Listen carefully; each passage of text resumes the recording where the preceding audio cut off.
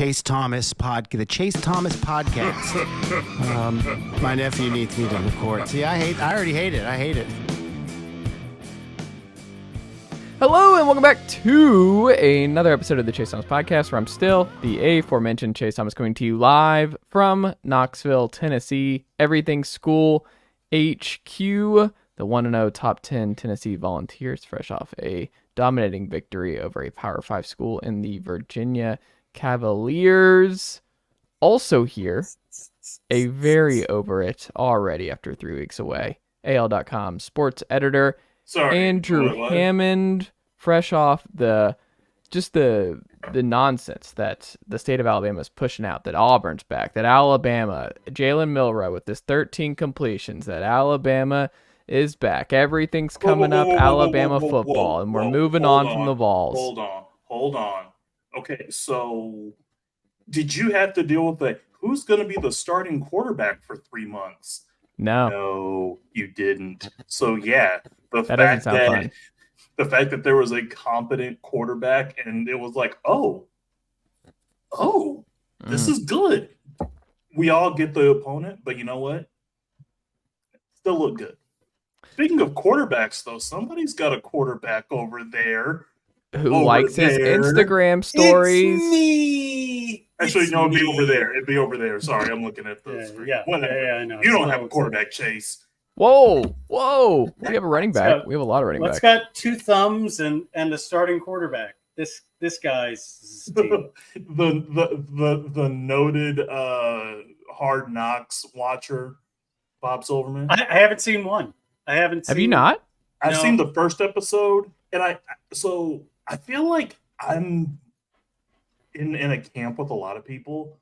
You watch the first episode of Hard Knocks, and then you're just like, okay, whatever. I haven't watched one. I just have too much to watch.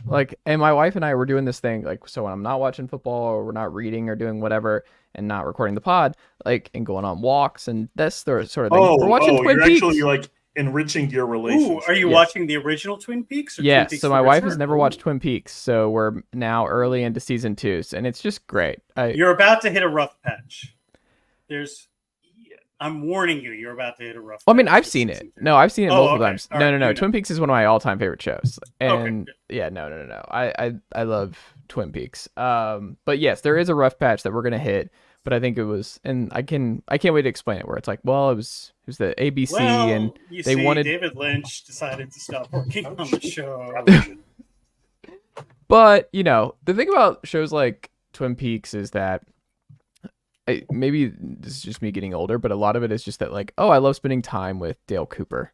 I love spending time with Audrey Horne. I love spending time with a lot of these people, and how they interact with one another. That it's going to have its topsy-turvy stuff, but it's like Lost, where people who got really upset lost. I'm like, no, I still enjoy my time here. I enjoy my time on the island. It's going to get another 40 minutes from me. I still have beef with J.J. Abrams over Lost. Did you see the article, Andrew, where he said, actually, we didn't know how to end it, and we sort of kept throwing stuff against the wall? That's why I didn't see that, but now that you say something, I'm just like... I got to. We were all posting on message boards at the time. We know. Mm-hmm. You were posting on message boards. I was posting on MySpace. I just love the theories. We don't have theories. Collectively as a society, we don't have these. I guess Game of Thrones is the last one we had. There's monoculture. Monoculture still exists. But who are we jumping into? Who are we diving into? Who's the latest show that are bringing that about? I'm on a Sopranos rewatch right now. That's I'm good. currently on a Sopranos rewatch. I'm on the back half of season 2, and I forgot how good the back half of season 2 and how it sets the table essentially for the rest of the show. And I'm just like, oh man. Yeah, Christopher just got shot. So yeah, it's a great show. Some might say Prestige TV. Have you heard this? Have you seen this? Yeah, Prestige TV. Yeah. So they call it good TV. There might even be some podcasts about it. Speaking of podcasts, we're gonna do a sports podcast here, and Why not? why Let's hear some sports. the NFL season is Oh, God. happening on Thursday. Travis Kelce. Oh, quick power ranking here. Oh. This is gonna be a fun quick power ranking. Okay. That was Bob. some NFL you- Films Jam. Well, first, Bob. Yeah. Fox, What? NBC, ESPN, and CBS. How do you rank them the best NFL themes going into it? What is your 1 through 4 there? I can't. The themes. Yeah, you know the songs that go in. Yeah, the da da da da da da. Yeah, I'm not really musically talented. I don't know if that was. Yeah, I don't like the CBS. Fox one. I don't like the Fox one. Yeah. Can I give the Yes, Can, Andrew's yeah, like yeah. chewing at the bit. Andrew is so ready. He is- Okay, this is- okay. This is Andrew's bread and butter. Okay. So because I'm a nerd, so I've got Monday Night Football theme. Want to know why? Because You got it at number 1. They brought back the OG theme when they do any of the games now, Mm. and ESPN realized, oh hey, we have arguably the hottest weekly property on planet Earth for sports. Maybe we should act like it. So the fact that ESPN actually is taking Monday Night Football seriously again gives them the Monday Night Football theme. By the way, I don't know about you guys, but I'm a dinosaur. If there's a Monday night game on ABC when they do the simulcast, I have to watch the ABC simulcast. Like I have to watch it on ABC. I'm not doing a Manning cast. I'm not doing it on ESPN. I need the OG. Am I crazy for not look, Peyton, he's behind me right now, but it's not for me. I don't want to watch a game like that. That's not really what I want at all. It's one of those when you watch it once, it's great, but it's one of those they'll just post the highlights everywhere. But yeah, so the ranking, the theme rankings. So ABC, CBS, Fox, NBC. Fox is great. The problem is there was that point in maybe the last 10 years where they literally used it for everything. And this was like right before they got the US Open. And so I made the joke. I was like, they are going to play the US Open. They're going to play the US Open over at Chambers Bay. They're going to use the NFL on Fox theme because nothing says, a picturesque shot of the 7th hole and hearing the NFL on Fox theme. No. Yeah. So NFL Fox for you is number 2.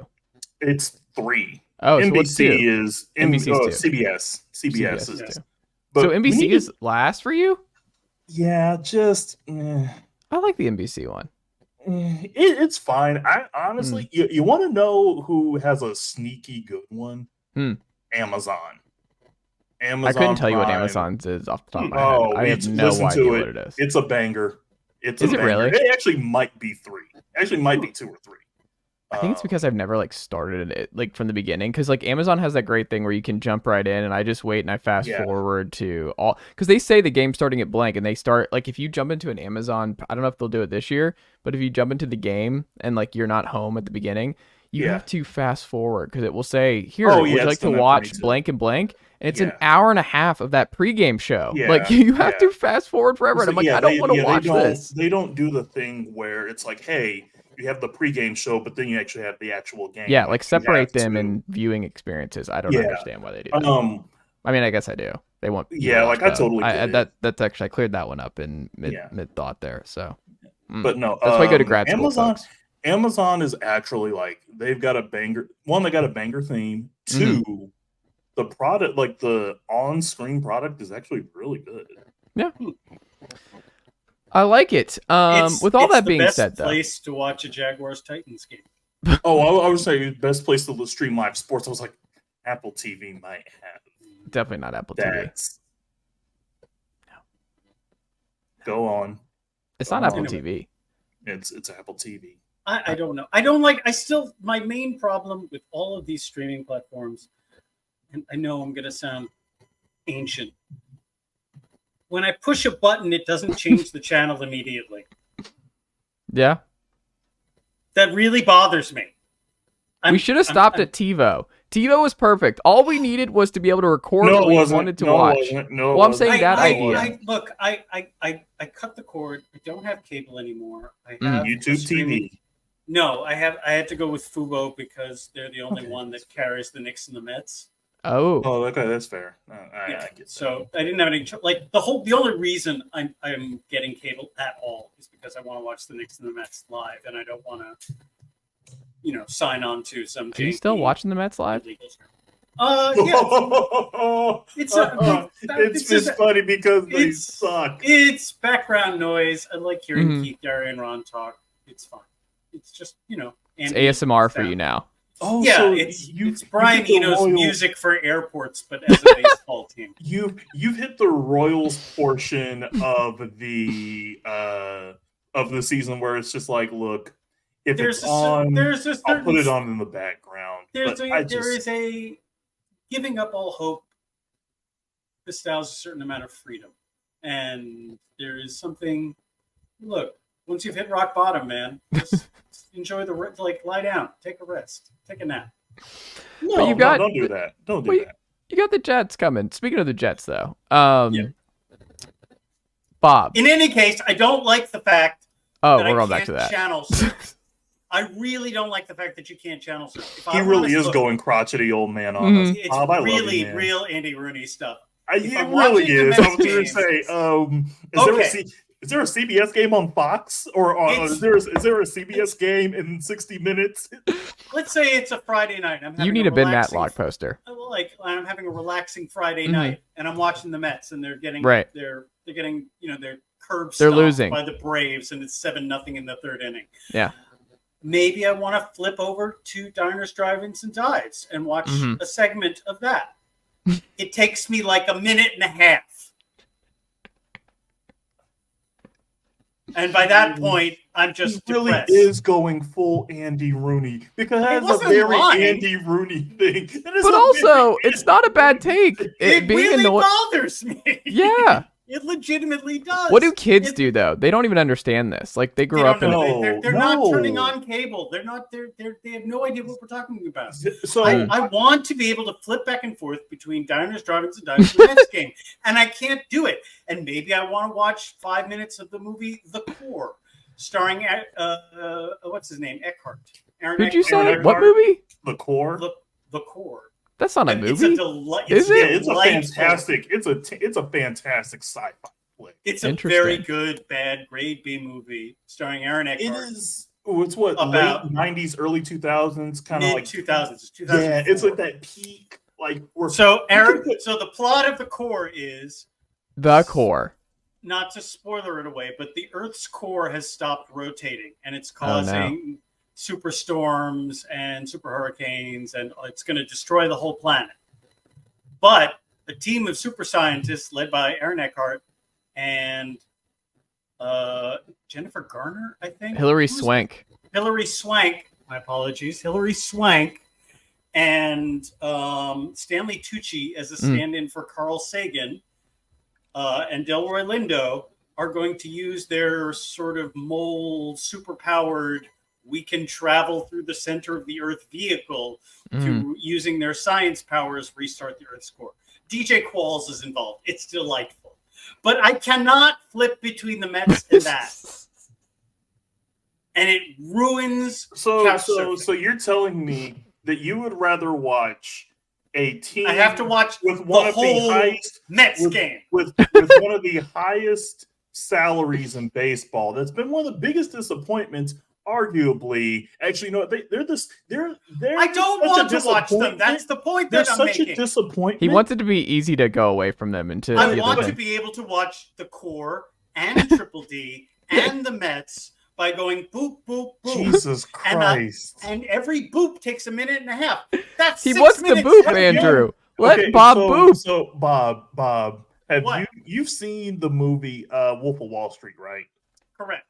So Rob Reiner's character when he's trying to watch TV and he can't get distracted because he's going to lose his place. Yes. I'm just getting this image of you middle of the 6th inning of a Mets Marlins game, and you see Triple D on, and you're like, oh, it's a lull in the action. There's a pitching change.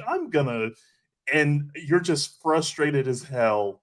Thank you for this image. Thank you for your service. Yeah. My transition into senility is going to be very, very smooth. I think I'm really not going to miss a beat there.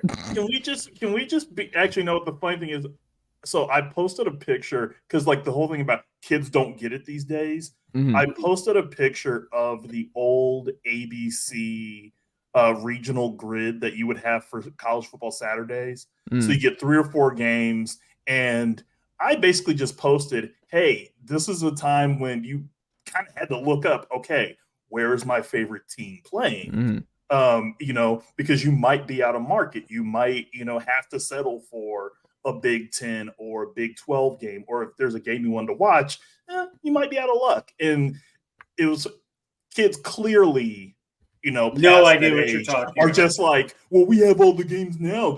This is stupid. And I'm just like, just because it's convenient now doesn't mean it's And the funny part to what Bob's saying, it's not enjoyable. convenient in other ways. Like, it's convenient in some ways, and now it's extremely less convenient in other ways. Yeah, because What I do now for Bob, what you're talking about, what you do now is multiple screens. So I have a laptop that I have something else playing, and then I have the Braves or something else on the main TV. So you like pick and choose what gets your screen, but you can't.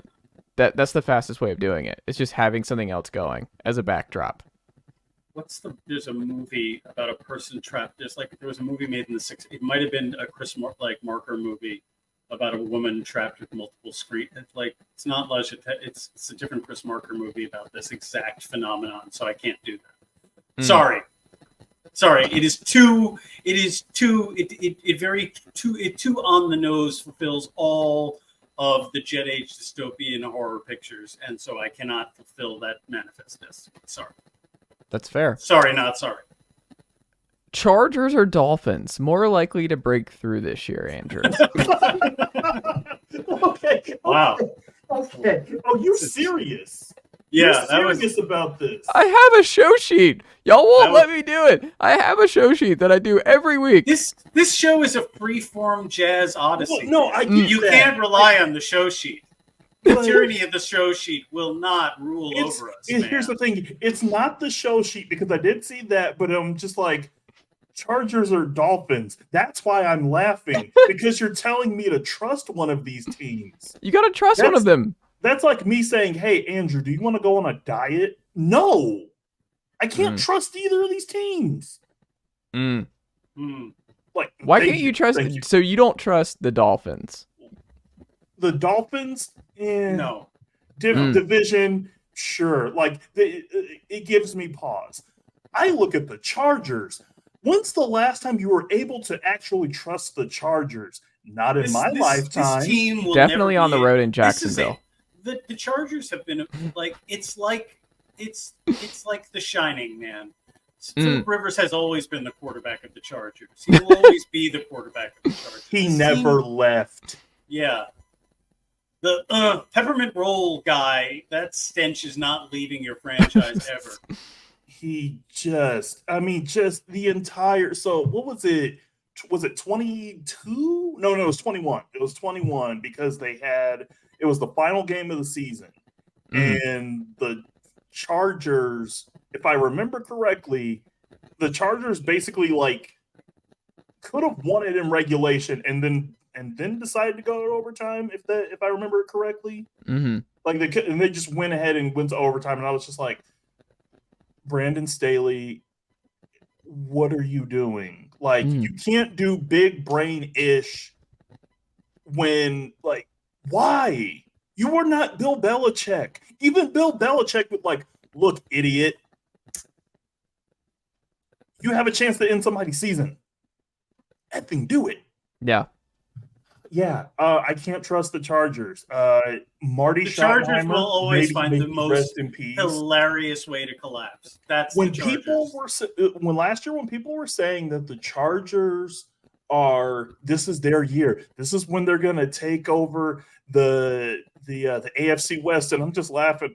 And I actually told my dad, I said, "So the Chiefs are going to the Super Bowl again? Is that what you're telling me?" Yeah. And he was just like, "Yeah, basically that's what's going to happen." Oh, by the way, the Chiefs have who the played in the best Super coach. Bowl? The Chiefs have the best coach and the best quarterback. That's very difficult to beat. That's not going to happen for the Chargers. But remember, this is the Chargers' year. Justin Herbert is him. Well, hold on. Can I give you all the Herbert's best awesome, tweet about the Chargers right now? Sure. Greg Rosenthal of Around the NFL. He said this: Football Twitter is giving up on the Chargers at the wrong time. Best O-line they've ever had, by far. Deepest group of weapons. Better OC. Herbert ready for an MVP run. Healthier defense that clicked late in 2022. Here's the kicker. The excruciating playoff loss won't come until the Super Bowl this time. Which... Oh, okay. They are the Falcons of the West. I have said that they I are... am more likely to believe that the Bengals could make another Super Bowl than the Chargers. Yeah. I think about the whole... Have y'all seen that stat? Remember when Burrow lost? Guys who lose their first Super Bowl appearance never go back. Like it's something crazy like that. If you lose your first Super Bowl, you don't go back. It's very rare. Yeah, it's very rare that guys. Because there's some guys that have gone back, but or never win. Was Marino the last one to go back? Because Marino went young and then he never got back. Marino went young, never got back. Elway went back plenty of times. Tarkenton went, but back. He won. Did Elway ever lose the Super Bowl? Huh? Elway did. Yes, he lost 4 of them. Yeah, he lost. Yeah, yeah. Well, no, he lost 2 years old. Okay, they lost 4 Super Bowls. Yeah, he lost like 2 and 3 years. Yeah, they got actually 3 and 4 years. 3 and 4 years because it was 80, 87.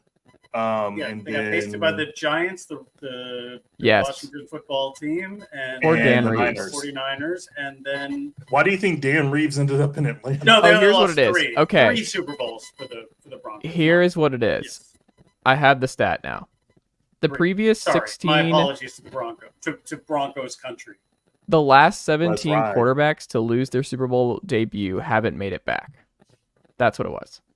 So the last 16. And now it's 17 with Burrow. So with Burrow, if you count Burrow, Jimmy Garoppolo, Jared Goff, Matt Ryan, Cam Newton, Colin Kaepernick, Rex Grossman, Matt Hasselbeck, Donovan McNabb, Jake Delhomme, Rich Gannon, Kerry Collins, Steve McNair, Chris Chandler, Drew Bledsoe, Neil O'Donnell, and Stan Humphries. Yeah, look at that list. That's not a list of all-time greats, really. Yeah, no. like Cam is probably the one that you're like. Cam, Steve McNair, and I would say McNabb are the ones that are like, oh man. I think at the time people probably thought Drew Bledsoe would get to a couple. Yeah, I mean technically he did, but he did get there. Yeah, I mean like with McNabb, you think about his biggest hurdle was always the conference championship game, which I would argue is harder than the Super Bowl, but I mean that's just me. But yeah, no, I think there's definitely there's some merit to it. It's difficult. It's difficult to get back. That feels like statistical noise to me. I feel like, the guys, because if you win a Super Bowl, we're talking about Brady's, we're talking about Manning's, we're talking, the Manning guy. Yeah, we're even talking about the immortal Joe Flacco. We're like the guys who win. You're saying it wrong, by the way. Joe Flacco. I'm not doing a Baltimore accent. That's degree difficult. No, not doing that. Read the Wire book on the Baltimore accents, by the way. It's incredible. Oh, yeah. Like it's a tough one, especially what's his name from The Affair coming in and having to do a Baltimore accent from England. Dominic West. West. Yeah. God. I mean that's because it goes in and out throughout the series. Yeah. It's a very tough regional accent. It's not like a Brit pretending to be a Southerner, which is pretty close already. It's totally different. I don't know how he pulled it up, but like you said, you going in and out, but you read it and also Lester Freeman, the real life version. I forgot what his real life name is. Clark Peters. Yeah. Thank you. Awesome dude. He he had this house nearby and people coming in. They didn't have a TV in there and they just played music all the time and drank wine and just talked about it was just It's a great book. Jonathan Abrams did it. Cool. But All the pieces matter. I yes, haven't read all it the pieces yet. matter. Oh, It's very good. Yeah, actually, I think it's on my list of like books I need to get. So. You can get through it quick. It's good. I liked it a lot. A lot of interviews and stuff. But Abrams is one of the GOAT writers. But anyway, that naturally leads us to a question that I have for you, Bob. Sure. NBA question. Take it or leave it. Already? Oh, God. Giannis will be a Buck this time next year. Yes, he will be. Are you starting to get nervous if you're a Bucks fan about Giannis's future? A little, yeah, but I feel like he's just he's figuring out how to put the screws to ownership to make sure they keep ponying up cash. I think he's going to stay in the wall. I really don't think Giannis has wanderlust and yeah, I could be wrong. From everything we've seen from him, he does not seem to be wired up to the I need ownership to He's not a mogul type. No, he's not like I'm going to pack up and go to this team and build a dynasty here. He's not following the LeBron game plan with all this stuff. I feel like he really likes living in Milwaukee and he's got built a home there. And I feel like he wants now that part of Milwaukee's ownership is sold, he just wants to make sure that they're not going to start cheaping out on him once. Yeah. I mean, they already paid for Brook Lopez. Drew Holiday has said that he doesn't want to play once his contract is up. So that'll free up some money. He just wants to make sure that, they did pay for Middleton. So they're going to make a run with these guys. And I think that'll last through next year at least. If you want to talk 2025, then it might be a different question. But I don't feel like he's going to force his way out. I think he's also annoyed at everything that's going on. I feel like he's he's over the fact that he hasn't won a title. Again. So, like there's that drought for him. Yeah, he's a little. Also, losing in the first round never helps.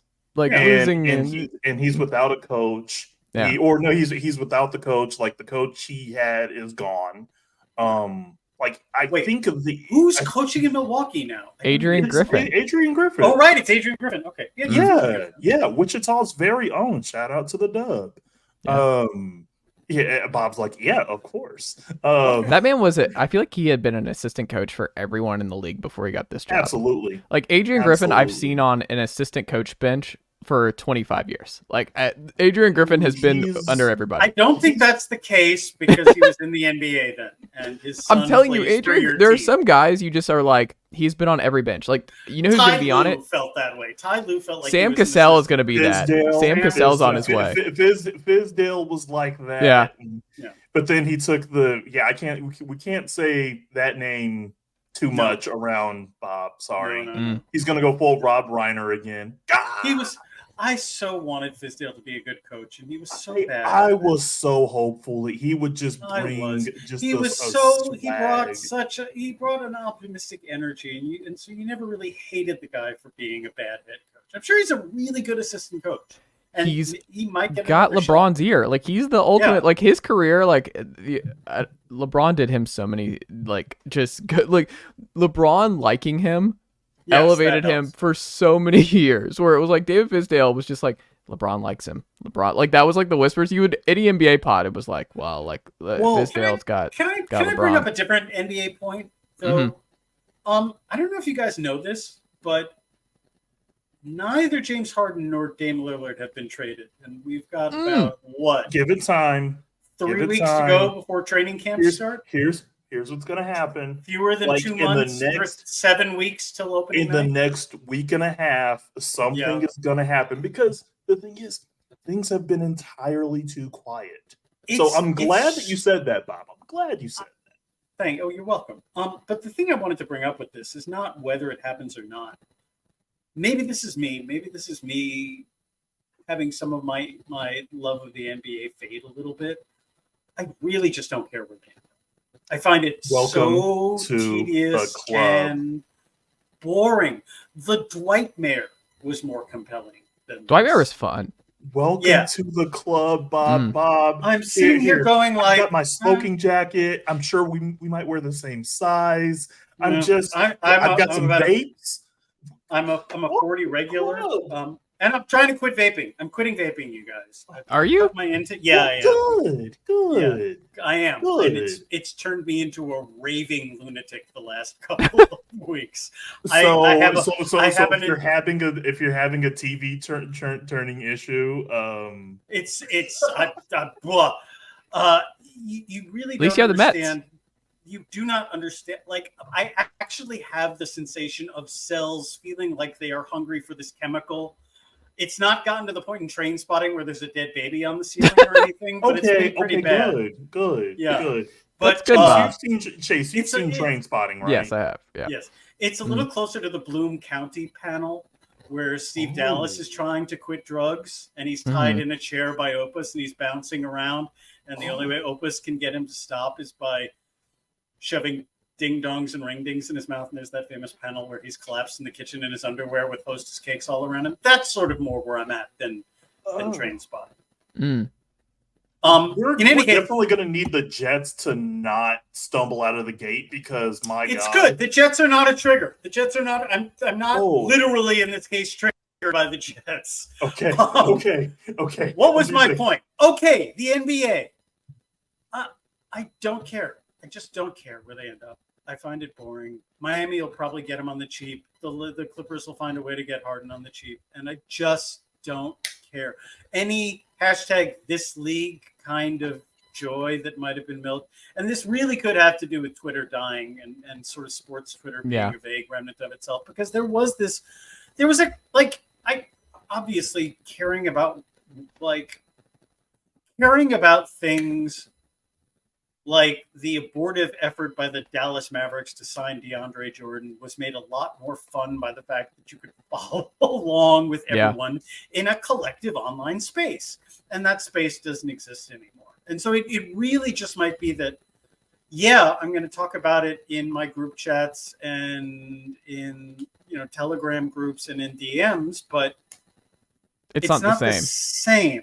And I don't know if Twitter, turning into a fash hell space is part of that or contributed to that, but I think it's just general NBA fatigue. I feel like I'm experiencing that. Andrew. I was going to say, because with Twitter and Bob, you make a really, really good point. That's why I wanted to hop in. So sorry if I was hop. The problem with NBA Twitter is that a lot of people have started to realize that the NBA Central accounts drive me up a freaking all of the engagement bait stuff. Engagement so much more profit. That's all. That's all it's doing. And so, and I was just like there were people like we did it for the love, man. Yeah, like sound like that, but it was organic. Feels scammy. It feels like it was ripped off in some way. But it was there was an organic feel with NBA Twitter because. You could have your arguments or you could have your differences, but at the end of the day, you could meet someone in Temecula, and that was real. But it was like we enjoyed. That did happen. We enjoyed watching games, like NBA League Pass alerts. Like that was the thing where everybody was like, "Oh my god, watch this!" Right. The problem with that now is that these NBA Central accounts and these engagement humping accounts, but it also dovetails into like the NBA's other problem.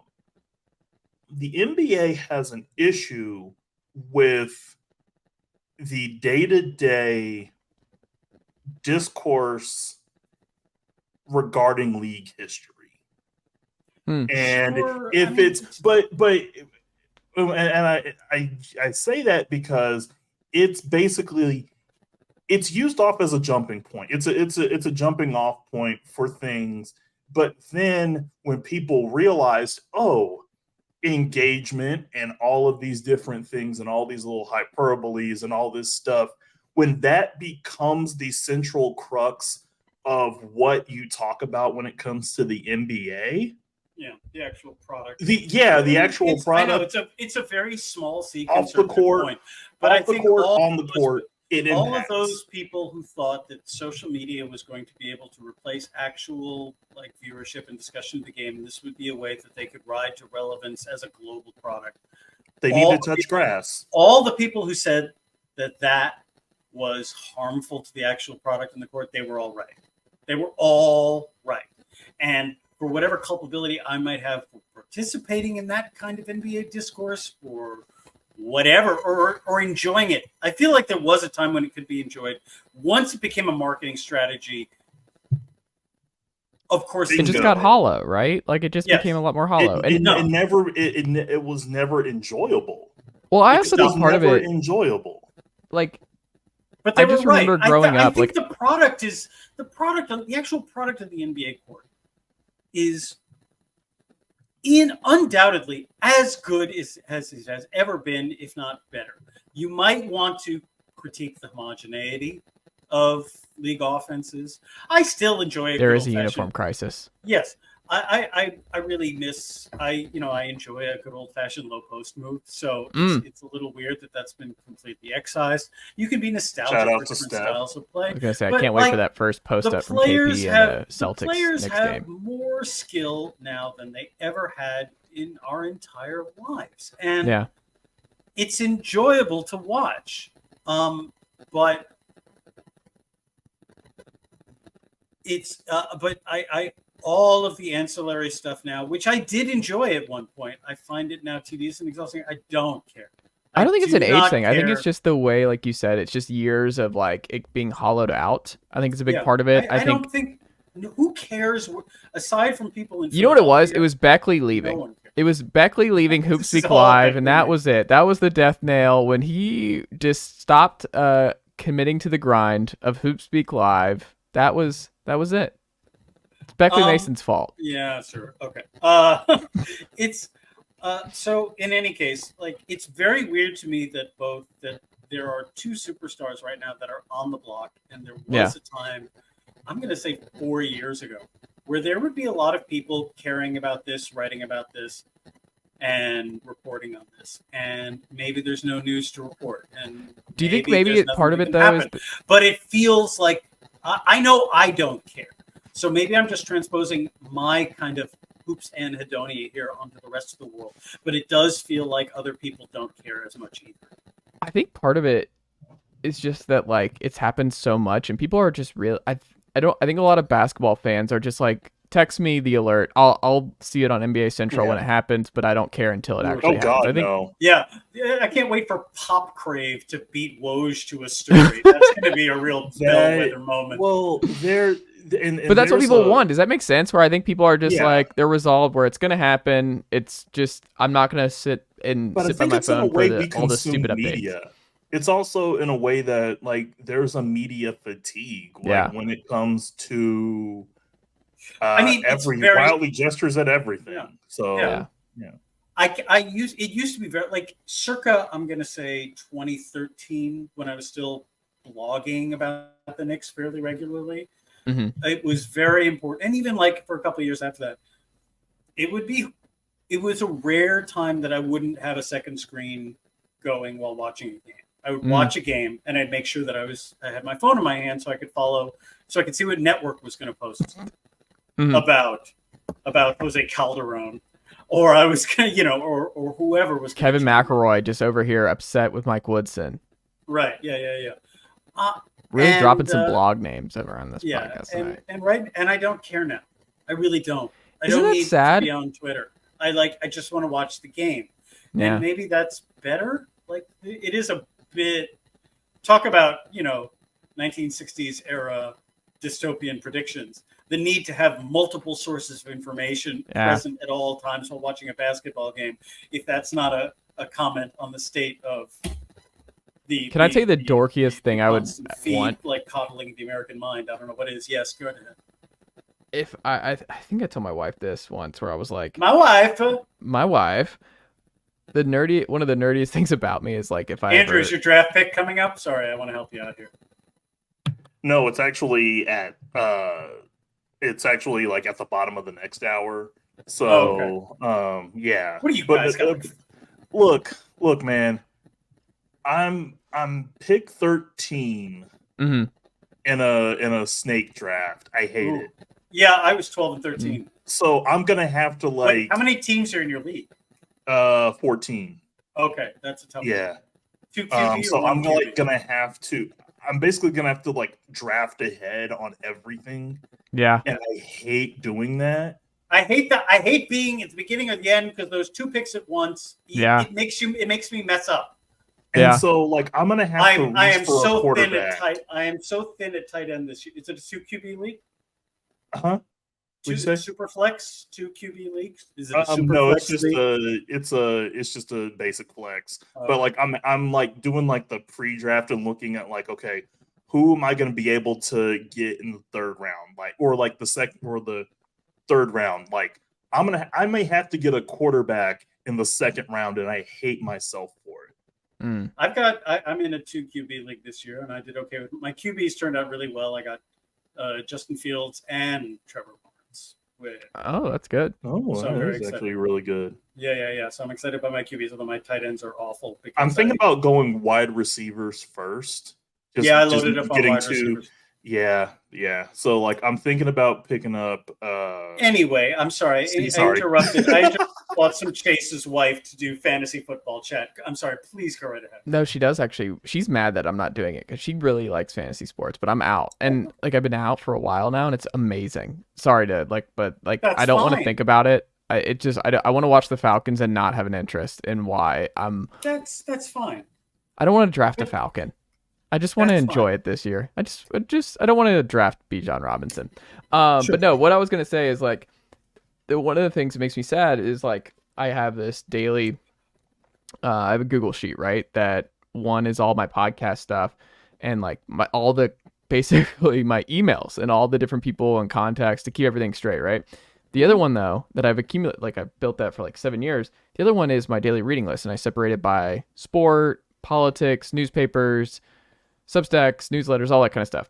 And I've had to dwindle down over the years, like the blogs that I used to have bookmarked. And it, like when I was deleting Hardwood Paroxysm and I deleted like Pounding the Rock, and it just like broke my heart. And I told my wife, I was like, if I was ever a billionaire, I would be the nerdiest billionaire of all time. Cause I'm like, I would just restart the ESPN True Hoop Network. And that's like what I would do. It's the saddest thing. I'm like, Beckley, how much it would it cost to bring you out of here?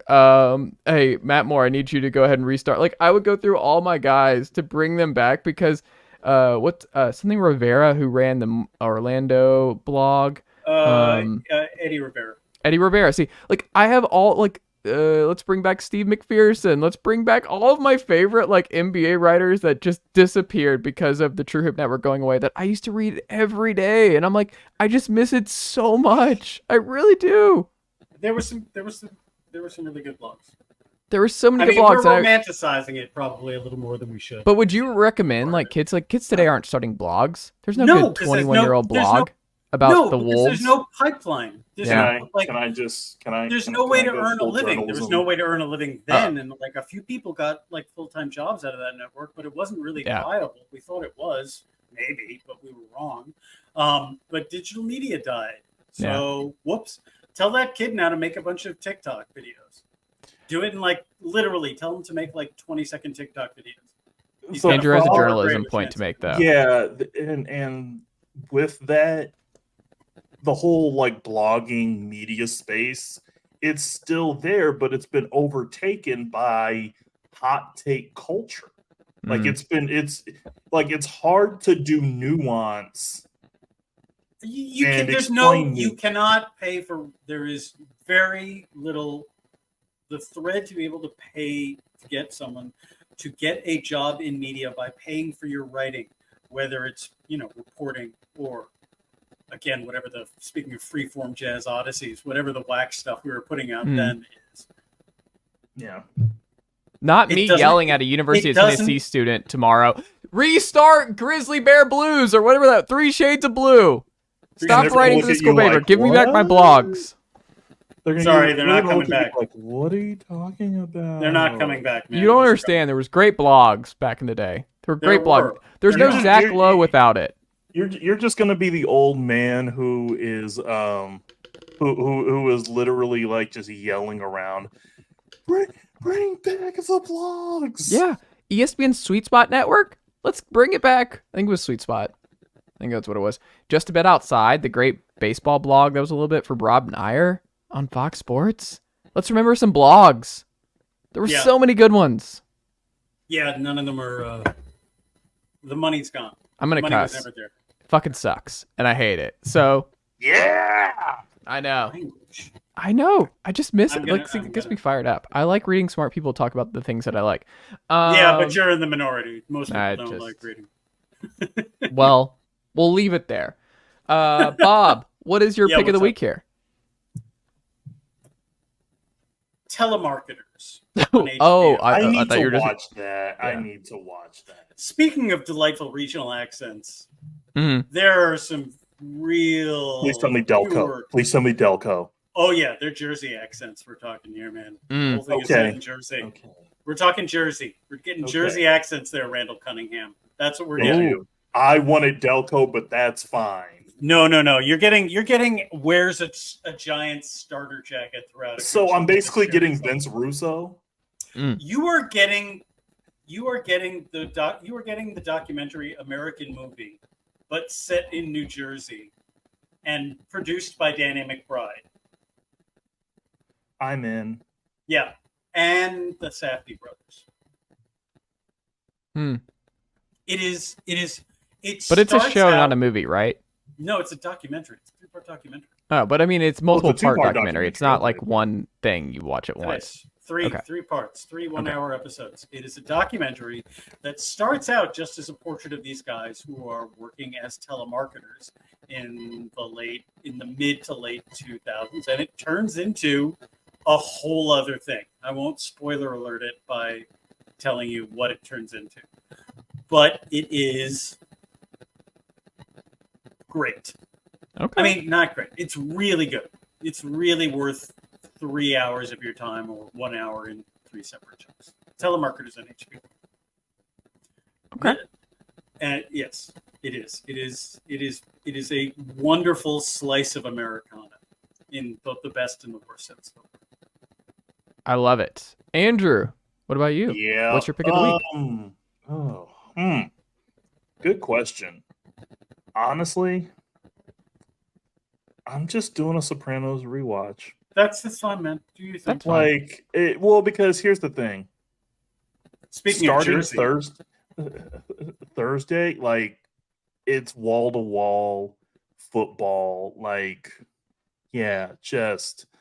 I just want to shout out. Want to shout out YouTube TV for. NFL Sunday Ticket.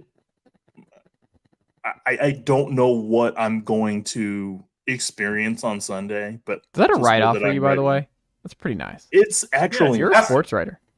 no, it's not. It's fine though. Oh. yeah, but but- he's a sportsman, but he receives a salary, and if it's not covered by his Uh, employer, he's not an independent contractor, or he's not his own, so he cannot claim it as a legitimate business expense because sorry.